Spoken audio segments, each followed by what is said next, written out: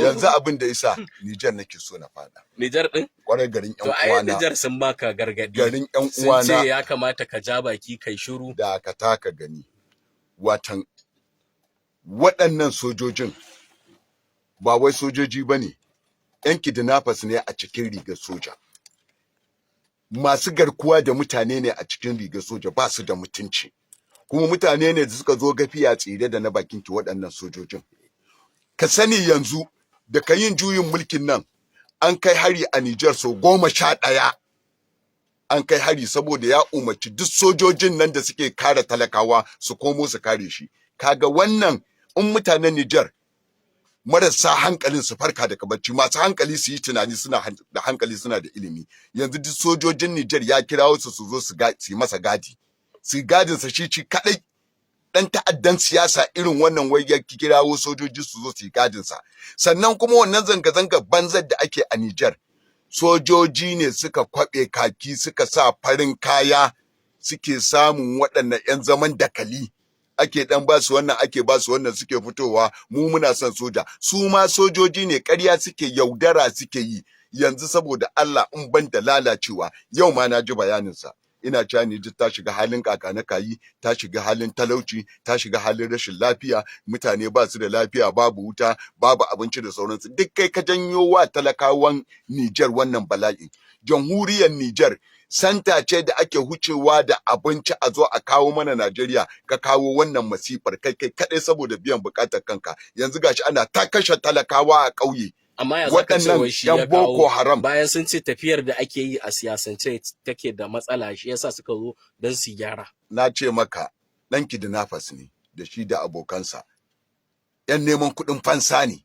Sojojin Niger 'yan neman kuɗin fansa ne. 'Yan garkuwa da mutane ne, ba mutanen kirki bane. To kai da baka je kaga irin yadda ake goyon bayan tafiyar ka san wani abu ma ba? Banda lalacewa ba su yadda wannan mutumin bai yadda da Allah ba, wannan sojan. Bokaye aka samo a babban gidan talbijin na Niger, aka zo ana hira da su, suna cewa za su sako aljanu guda 2. Za su zo su yi magani. Kai in ban da gafalallu marasa hankali baka yadda da Allah ba, ka ce wai bokaye ne za su kare ka. To tun da kanan sun faɗi, wallahi ka san inna dare yayi maka, ka faɗi. Abin da ya fi maka mutunci, ka zo ka zauna da 'yan watan ƙungiyar ECOWAS, gafiya tsire da na bakinki, a kare maka mutuncinka, kar a taɓa ka, ka sauka ka miƙa mulkin nan. Amma tun da ka yadda da bokaye, taka ta ƙare. Yanzu ina zuwa tukunna, yanzu duk titunan Niger cikin capital ɗin, shine Maradi ko ina ne? Yamai. Ana nan dukkan kwana sai a je a yanka shanu 2 baƙaƙe. Dukkan kwana sai a je a yanka shanu 2 baƙaƙe. Dukkan kwana. Ai na ka samu wannan lafiya. Sai ka yi. Haka nan waɗannan bokayen suka ba su dama. Waɗannan ba su yarda da Allah ba, mulkin ku ya ƙare. Kuma magana ce ta wai ka ji har waɗannan ƙasashen sun ba su wasu rubabbun jirage na banza, wai jiragen yaƙi. Wai sun ba su jiragen yaƙi saboda Allah. To ku ina kuka iya yaƙin?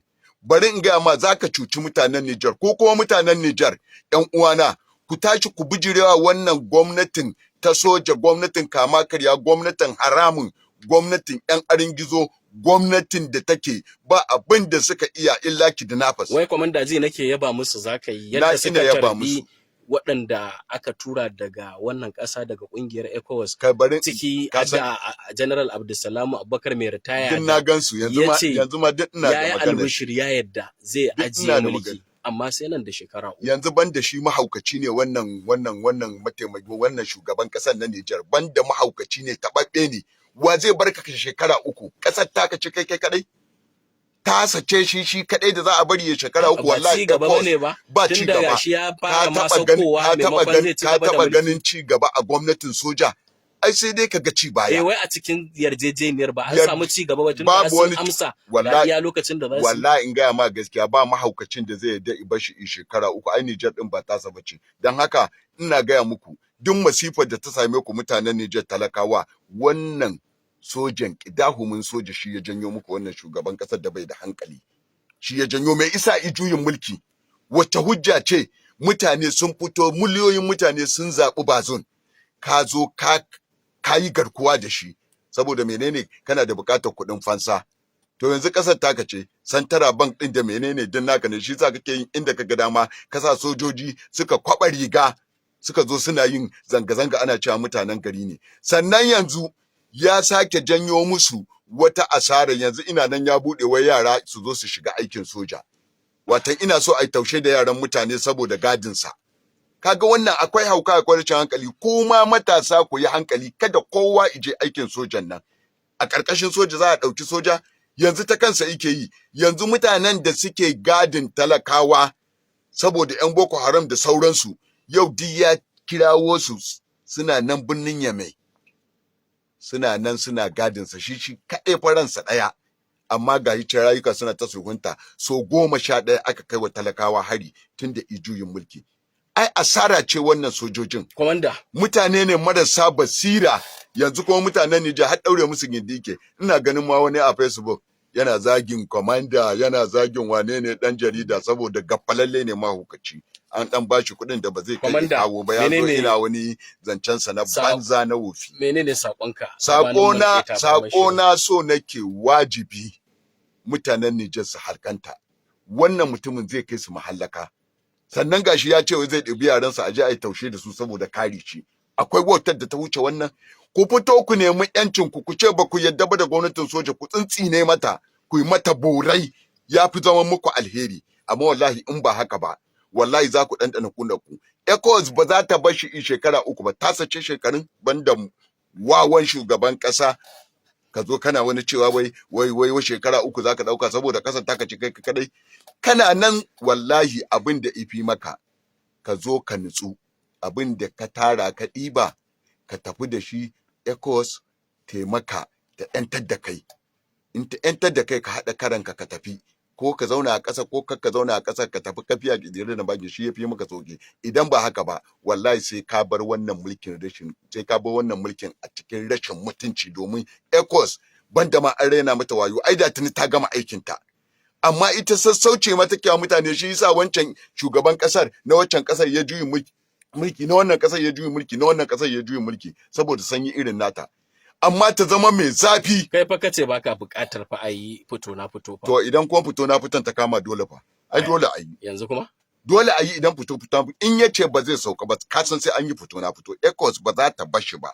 Mu ma kuma da muke kishin Nijar ba za mu bar su ba. Mu ma da muke kishin Arewa ba za mu bar su ba. Daga ƙarshe, ɗaurin auren da aka yi da 'yar gidan mai girma Deputy Senate President Honorable Barau Jibrin da 'yar gidan Sani Alim Madaki Honorable, watan mataimakin me ake kira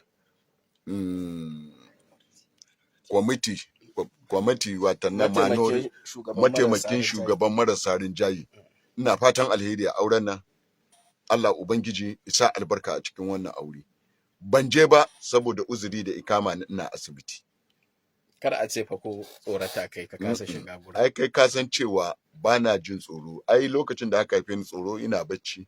To. Sannan sai da na girma tukunna sannan tsoro ya fito. Amma duk da kasancewar amma ka san cewa wancan karan ai kaga na je airport ko dan saboda kashim saboda barau. Na je kuma a cikin masu jajayen hula, wata uwa za su yi mini matsoratan gafalallu marasa kunya marasa mutunci, su zan ji tsoro.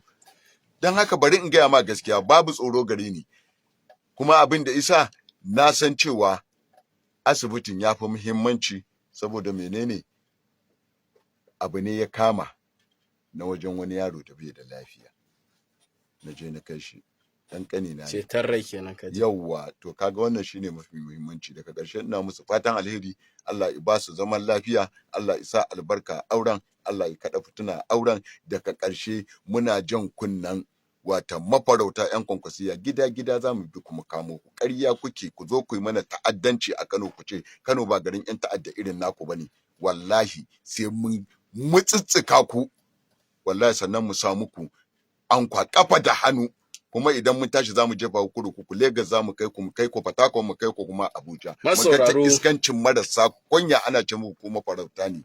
Masauraro, yadda ta kaya kenan cikin wannan shiri na tsawon sa'a guda da muka shafe tare da shugaban kungiyar Arewa Media Group Gatan Funakayi, Alhaji Abdulmajid Danbilki Kwamanda, wanda kun ji irin tambihin da ya game da al'amuran da ke ci gaba da garawa.